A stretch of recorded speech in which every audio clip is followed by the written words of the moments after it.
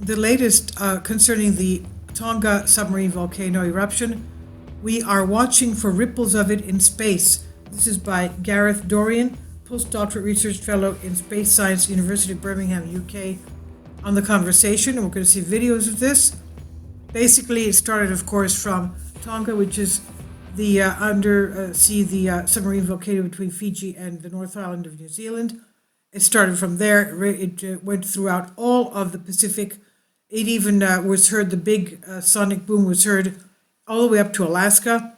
And you'll see that the waves propagated, even went all the way through to Europe.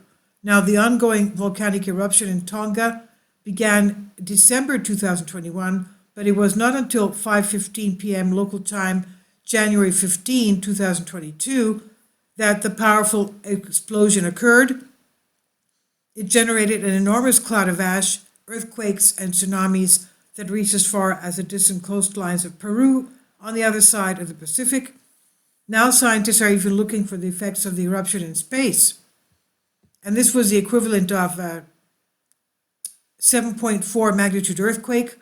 And the ash cloud has already reached 39 kilometers into the stratosphere above our Earth, 128,000 feet. This eruption column reached the Earth's stratosphere, the second layer of the atmosphere up from our ground. The sound of the explosion was heard thousands of kilometers away in the Yukon Territory in Canada, not only in Alaska, but also into the Yukon of Canada. And although below the threshold for human hearing, the pressure and sound waves were even detected by barometers in the UK. That's across the Atlantic. It seems that the eruption also appeared to have generated a series of so-called atmospheric gravity waves, quote unquote, which were detected by a NASA satellite, radiating outwards from the volcano in concentric circles. Scientists, including me, he said, are now looking to see what impact these waves may be having in space. That's amazing.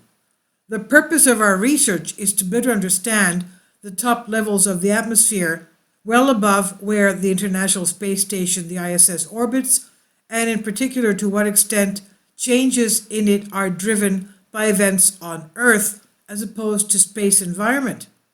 Finally, support my Patreon account. The daily posts are 5 videos daily, and they are totally different from what I have on my YouTube channel.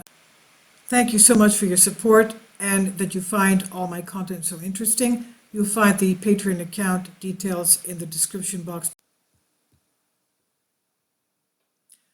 Because the atmosphere is mostly transparent to human eyes, we rarely think of it as a complex and dynamic structure with many distinct layers.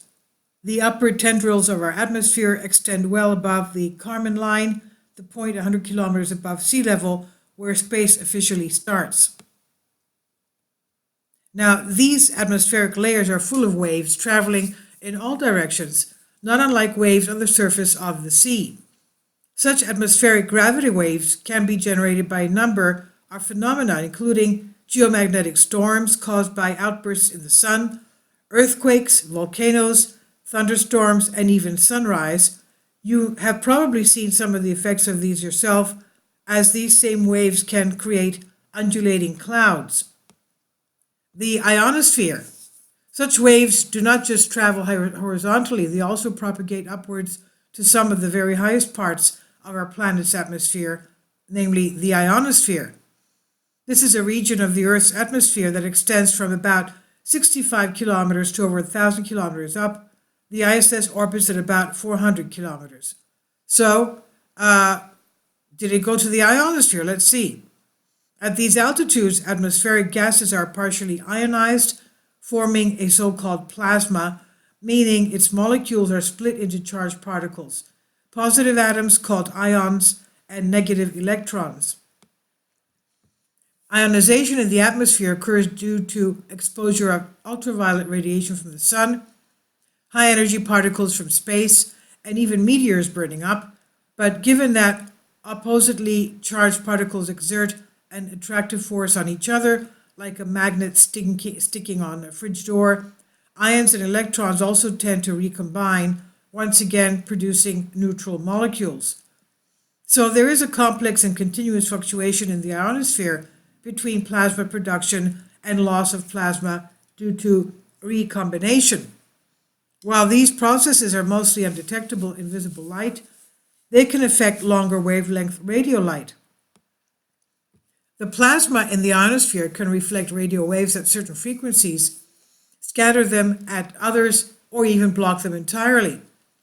These properties make the ionosphere useful for several modern technologies, including the high-frequency radio communications and over-the-horizon radar.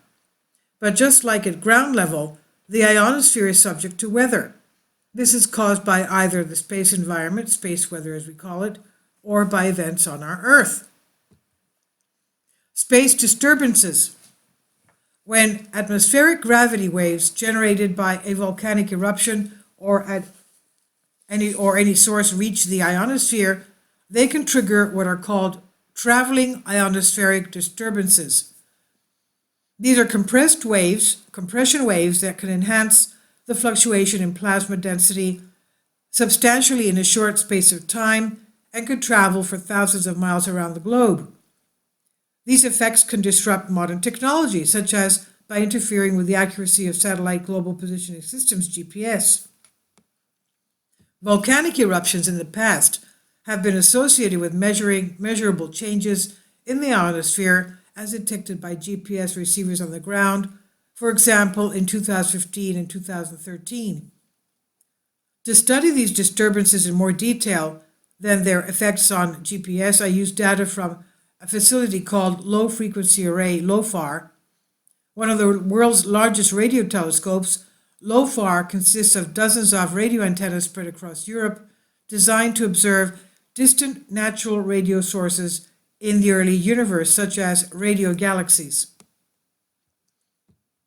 The appearance of radio sources in space when viewed through the ionosphere is similar to how the view of objects through a glass of water can become distorted when we stir or shake it up. With careful analysis, one can use these distortions to understand what's happening in the ionosphere itself. Traveling ionospheric disturbances can enhance these distortions, particularly at the radio wavelength we use with LOFAR.